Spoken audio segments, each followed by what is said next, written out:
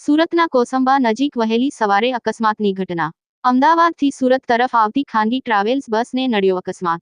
મુસાફરોથી ભરેલી બસ રોડની સાઈડમાં ઉતરી। મુસાફરોમાં અફડાતફડીનો માહોલ સર્જાયો હતો। 15મી વધુ મુસાફરોને ઈજા થતા તમામને સારવાર માટે ખસેડાયા। બસમાં ફસાયેલા મુસાફરોનું સુમિલોન ફાયર ફાઇટર, સ્થાનિક પોલીસ, જિલ્લા ટ્રાફિક રેસ્ક્યુ કરી બહાર કાઢ્યા। અનેક મુસાફરોને ગંભીર હાલતમાં ખસેડાયા। 108 ઘટના સ્થળે પહોંચી ઈજાગ્રસ્તોને સારવાર અર્થે ખસેડ્યા। બસ રાજસ્થાનથી નાસિક જતી હતી। બસ ચાલકને જોખમ આવી જતા બસ રોડની સાઈડમાં ઉતરી જતા મુસાફરો થયા ઈજાગ્રસ્ત। ઈજાગ્રસ્તોને સુરત સિવિલ સહિત અલગ અલગ હોસ્પિટલમાં સારવાર માટે ખસેડાયા। શિયાળાની શરૂઆત થતા અકસ્માતોની શરૂઆત થઈ ગઈ।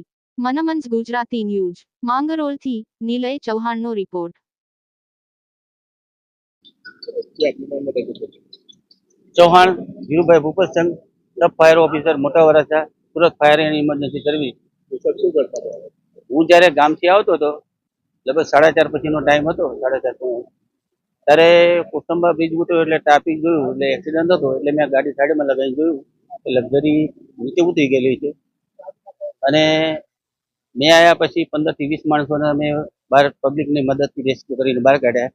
પછી ફાયરના માણસો આયા, કિમ ફાયર, ટીઆરસી બંનેની ટીમ આવી એટલે એમની હેલ્પ લઈને આગળ જે બોનેટના ભાગમાં માણસો ફસાયેલા હતા કેબિનમાં એ લોકોને બે પગમાં બહુ વધારે ઈજા હતી। બે પગ લગભગ પગ ફેલ જ છે।